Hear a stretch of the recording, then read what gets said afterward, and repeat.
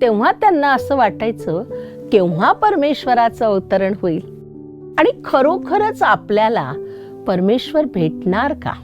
त्यांच्या मनातील जे विचार होते किंवा भक्ती करताना ज्या भावना त्यांच्या मनामध्ये येत होत्या परमेश्वरासाठी, ते खरोखर परमेश्वराने त्यांना अनुभव करून दिला. आणि 1937 साली त्यांच्या शरीरामध्ये निराकार ज्योती स्वरूप परमपिता परमात्मा शिव ह्यांची प्रवेशता झाली. आता जेव्हा प्रवेशता झाली तेव्हा हे तर दादा लेखराज होते आणि एक हिऱ्यांचे व्यापारी होते.